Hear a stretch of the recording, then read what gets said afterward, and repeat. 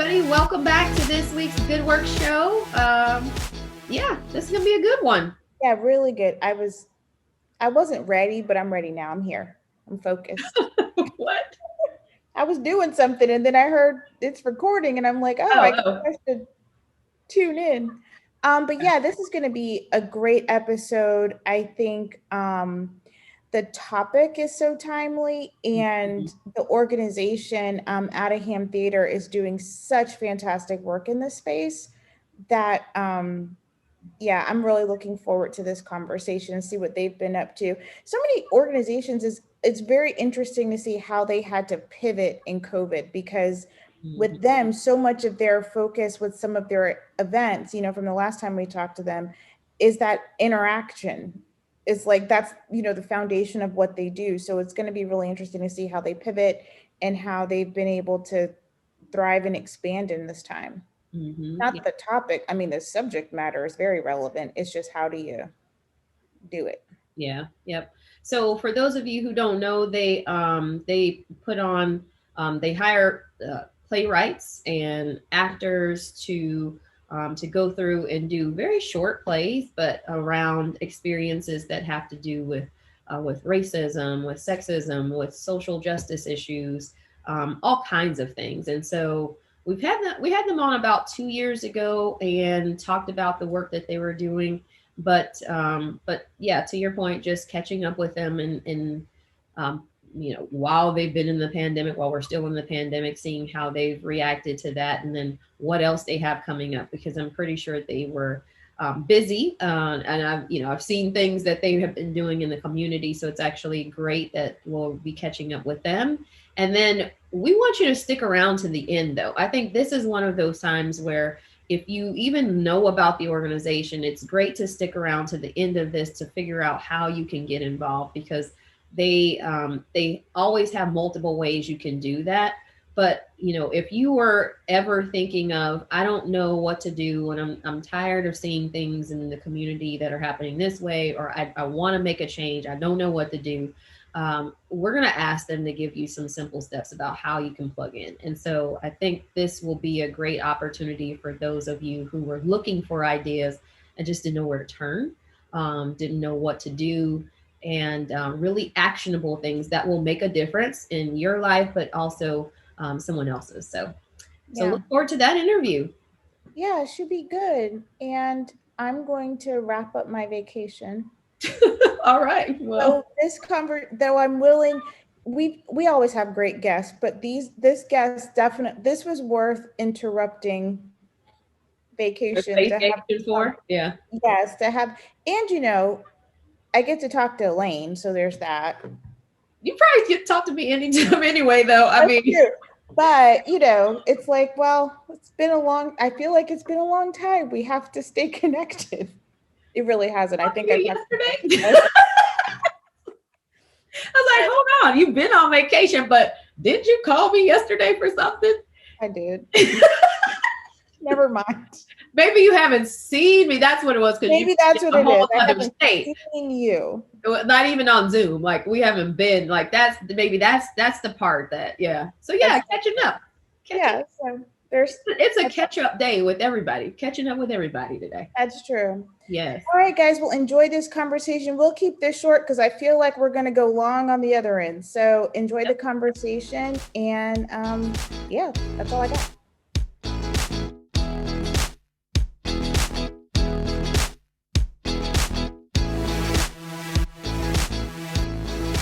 Well, welcome back to the show, everyone. We are excited because we've got Attaham Theater on the show today, and you're going to be really, really impressed about what this organization does. And I hope that you take advantage of participating in some way of some of the things that they have going on. But please welcome to the show, Adria Kitchens and Ariel Fristoe. So how are you doing today?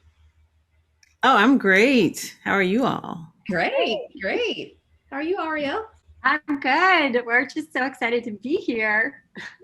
Well, we're excited to catch up with you. So we like to lay the groundwork first, but you all have been on the show before. It's been a little while, so we love catching up with our nonprofits that we haven't talked to in a while because things change. They've got new events going, and then for those folks who are new to us, they get a chance to hear about you for the first time and discover all the great things that you're doing. So give us a little background. Tell us about what Out of Hand Theater is, what you do, and a little bit about your mission.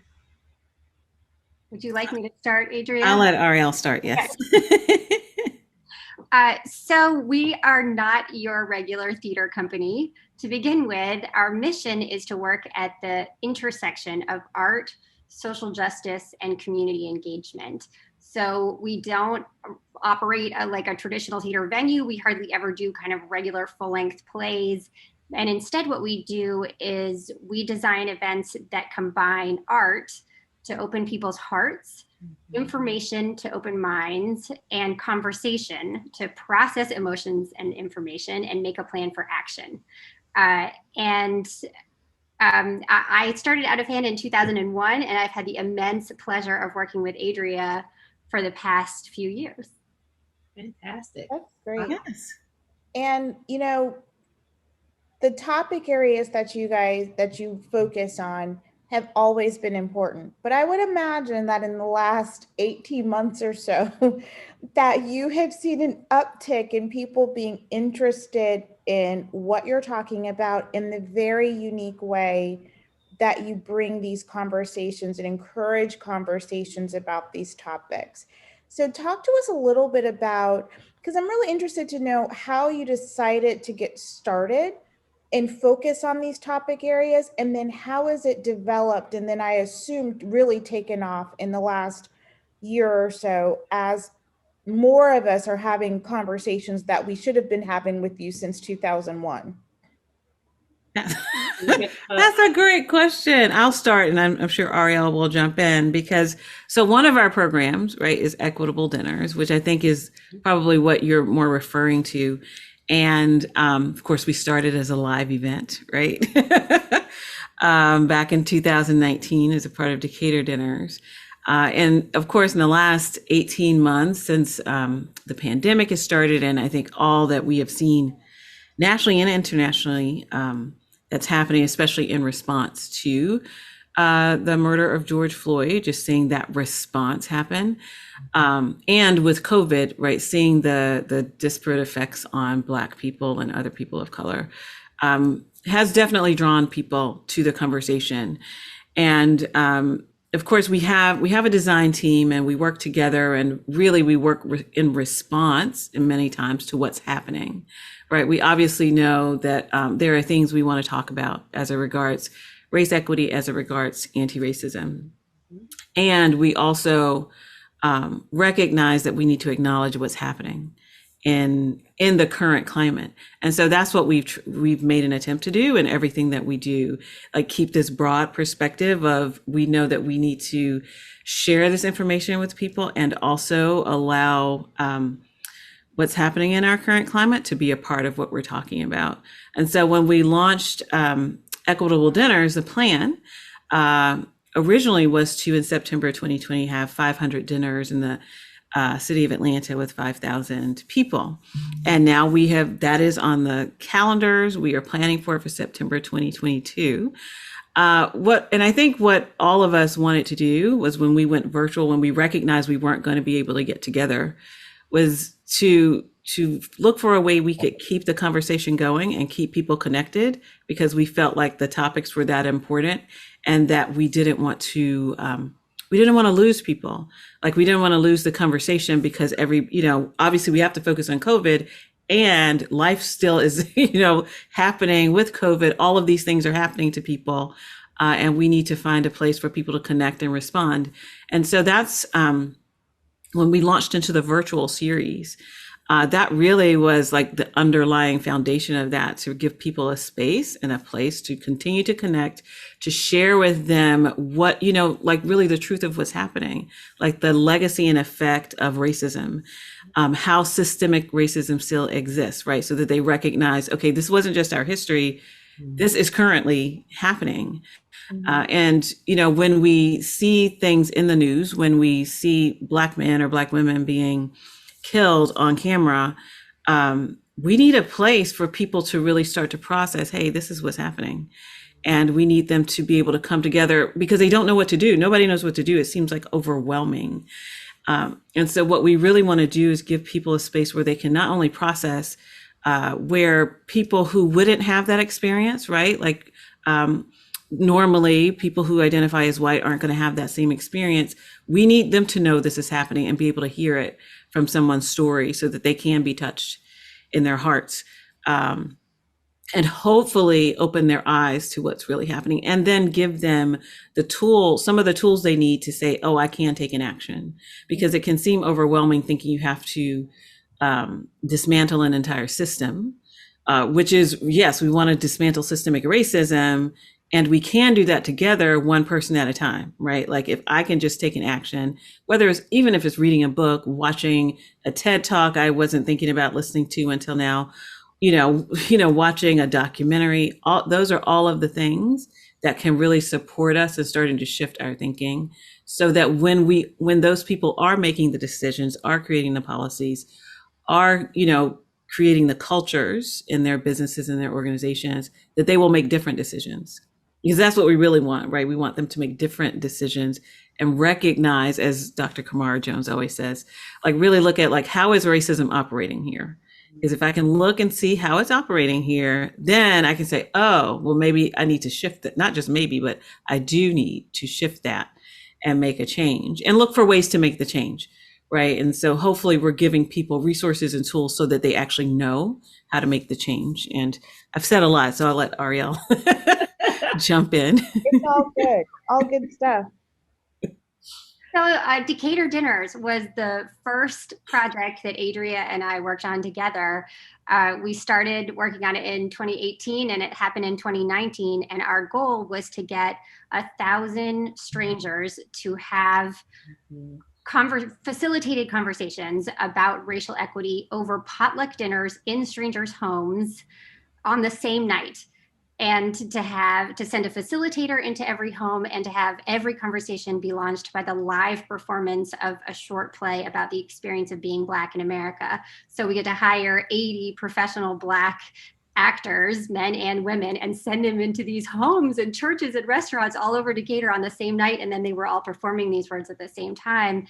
And I wasn't sure if we could get 1,000 people to do this, but what happened is we had hundreds of people on the waiting list. Decatur got so excited about this, we managed to serve 1,200 people that night and hundreds more over the weeks and a couple months that followed. And there were still people on the waiting list. So that was how we decided, okay, we need to keep going. Let's formalize this. Let's call it Equitable Dinners. Let's do it next for Atlanta. Atlanta's a lot bigger than Decatur. So that's why we were thinking, to make an impact in Atlanta, we need to get 5,000 people to have this conversation. We can't do that all in one night, but we can do it all in 1 month. So 4 Sunday evenings over the course of a month. And we will still do that. But we also have this incredible team of partners, and we really rely on we're an arts organization. We can't do this all on our own. We really rely on our partners for the expertise and for the links to the community. So our main Equitable Dinners partners are the King Center, the Center for Civil and Human Rights, and Partnership for Southern Equity. And then we have a bunch of other great partners as well. And right after the shutdown, they gathered on Zoom like we are today last March and said, okay, what are we going to do?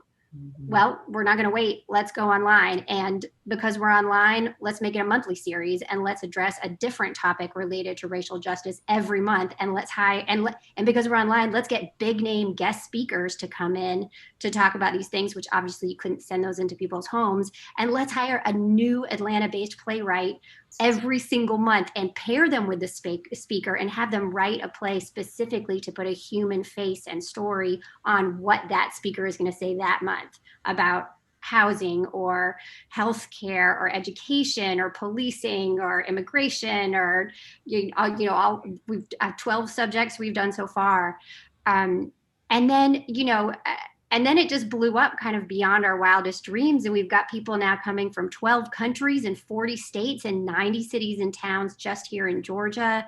And as an arts organization, you know, what we do is really strange. So we don't expect to get much recognition for the art part of it. And instead, what happened is we were named to the New York Times Best Theater of 2020, the only time Georgia has ever been on that list. And we're on it for 2020. Nice. That's fantastic. Yeah. So there's a lot going on here. I love that you all have not only pivoted, but you took it to a whole nother level in terms of what you're doing and the impact of what you're doing.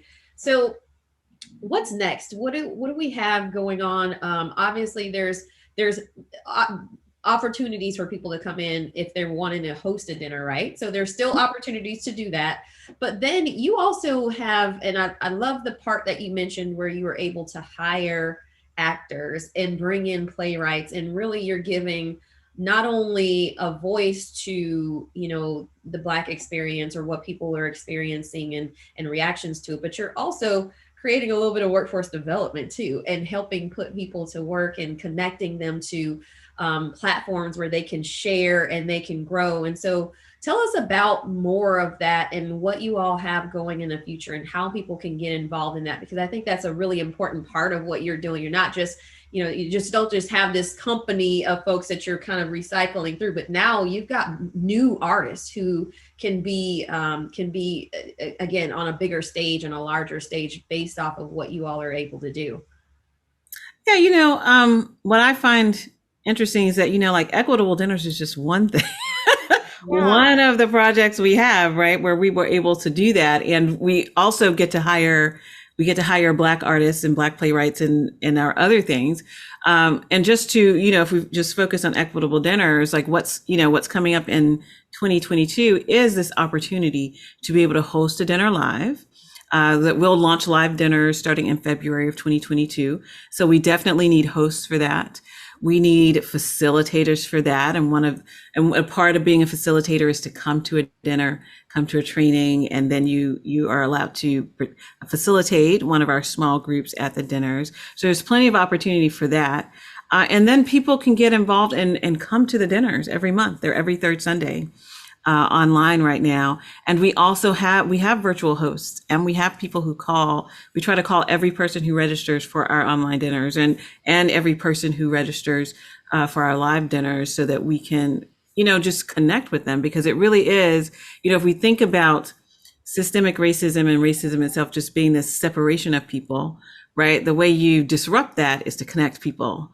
So that's what we're really trying to do. Like, how do we get people connected? And so there a number of opportunities to do that.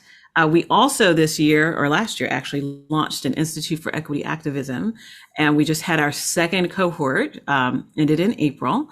And in that program, we are supporting community leaders and community members and really knowing how to use the arts as a social justice activator, right? Like how to really take it and build a coalition, which I think Ariel is amazing at coalition building and collaboration. Like that is her gift. And so being able to support people to know, like, who do you need on your team? Who should be the partnerships? What does that look like? And how do you set that up for success, right? Because I think a lot of people do it, and yet there are certain ways you can set it up for success so that you can really have an impact. Because one of the things we do know is that we can't do this alone. Like, we have to do this with other people. And so I see our opportunity is giving people the tools they need to be able to collaborate fully and well. And that's even in Equitable Dinners, right? Give them all those tools so that we can dismantle all the isms and we can remove them from our language, right? So that it can be history, so that it truly can, be a narrative that we tell of what used to be, and this is what is now. Ariel, did you want to add to that? I'm sure I missed something. Yeah, well, just to say that unfortunately you just missed our June dinner, which was a program on Black men's mental health. And in fact, in 2020, we really focused on the Black experience I think that was really the most important thing that anyone talked about besides COVID itself in 2020 in this country. But in 2021, we are reaching out to other communities of color as well. And our upcoming July, so it's the third Sunday of every month, as Adria said, at 5 o'clock. You can sign up at equitabledinners.com. July's topic is immigration through a South American perspective.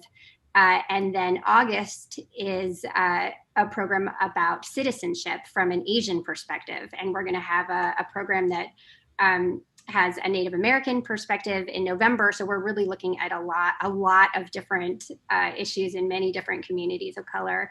But back to the workforce development, I just wanted to add that, we've just been tallying up our numbers from last year.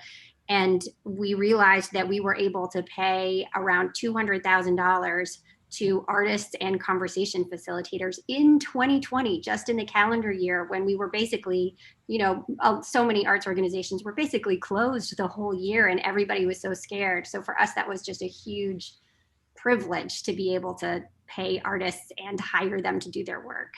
That's great. I mean, that's an impact statement in and of itself, just with that. So obviously that takes resources, that takes money, that takes people, volunteers. How can people get involved? I mean, I know there are many, many ways that they can participate, but give us a rundown of how people can continue to support this, because we want to make sure that this keeps going, right? You got content that's already planned out all the way through the fall and beyond. And so we want to make sure it's as successful, but the conversations don't wane too, right? So if things, if we stop seeing, people who are murdered in front of us or in front of our eyes, that doesn't mean the issues are going away. That just means that they aren't front and center, but maybe they're experiencing it in a different way. So tell us how we can inform folks about how they can continue to support you and support your work. I'm so glad you said that, because I think there is a way in which we tend to forget, because we don't see things in our faces, and it's as if we make this conclusion, oh, nothing's happening. And, that's the silence of systemic racism, right? It's happening all the time, but it's just not, you can't see it with the naked eyes, for lack of a better way of saying that. Mm-hmm. So I think some of the best ways to get involved are, just to actually come to the dinners. Also, we have an anti-racism 24/7 book club. So we launched an initiative called Anti-Racism 24/7, which is living anti-racism out loud. And what that really is about is giving people tools and things that they can do every day to start shifting their way of seeing things, because we are about culture shift, right? We want to shift, and the only way to shift a culture is to shift the person. And so they can get involved in that, and they can find that on our website at either on the outofhandtheater.com or equitabledinners.com.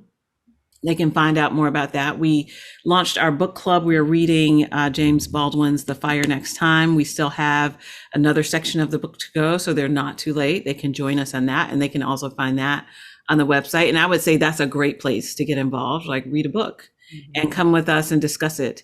And then we will be launching, if they join us and sign up, we will be launching a series of actions. Every week they will get something new to do. And so that it takes them not just doing something and just reading a book and doing nothing, but helping them process what they're learning, what they're watching, and also helping them to go take an action after that. So that's a big part. So you can, those are a lot of the other ways to get involved and to do something different, because that for us would be the big thing. And coming to the dinners and inviting other people, because we want to spread the word. We would love to have 500 people every month at our dinner. So that would be great, online and live. We would figure it out. We're a small organization, but we would figure it out how to support all those people. So if people are that excited about it, I would hope that they would share it with other people. And of course, the ways I said earlier, if they want to support us and volunteer, they can help us call, because we have people who make outreach calls. We're actually gearing up, obviously, for our live dinners, and we need to make outreach calls all over the city of Atlanta to different organizations, to churches, businesses, and we need to get them excited about coming to our dinners, and hopefully they will host a dinner. So we need volunteers in that direction too. Ariel, did I miss anything? Yeah, well, I just want to reiterate what Adria said about just coming, just attending, being a form of volunteerism. So Hands on Atlanta is another one of our partners. And when we spoke with Jay Cranman, the executive director of Hands on Atlanta, what he said kind of surprised me, which was, he said, I think of civic engagement being one of the most valuable volunteer activities that people can do. And so don't think that you have to sign up to make phone calls or be a table host. Just coming and participating in this conversation about this issue that's so important to our community with strangers is like a very valuable form of civic engagement and of volunteerism. Mm-hmm. In addition to that, if anybody wants to sponsor a virtual table, we have those opportunities available. If you'd like to make a donation, we definitely have those opportunities at outofhandtheater.com. And last but not least, so this amazing thing happened. We were calling schools and businesses so Equitable Dinners is a free program. It's free to come, whether it's in person or online, and that's very important to us. And we were calling businesses and schools just to say, hey, can we tell you about this program? Could you put it in a newsletter, or like invite your colleagues to come? And what happened is people started coming back to us and saying, can we hire you to do one just for us, just for our school, or just for our business during the workday? And we were like, yeah, sure. So Equitable Dinners at Work was born, and we now have this amazing client list that includes BlackRock and Bain and Coca-Cola and Emory, and Corporate Volunteer Council of Atlanta, United Way. And so if you're interested in finding out how you can bring Equitable Dinners to your school, or to your business, that is something that we now do and that we love to do. I'm so glad you mentioned that part, because I was thinking about it and I'm glad, I hope they talk about that. That's really great. The other thing I will say that just strikes me about your whole program is that so often I feel like we've heard people have these conversations and they're like, I don't know what to do. But then when they ask, depending on who they ask, the person says, as the oppressed person, it's not my job to tell you. So then you kind of have that tension.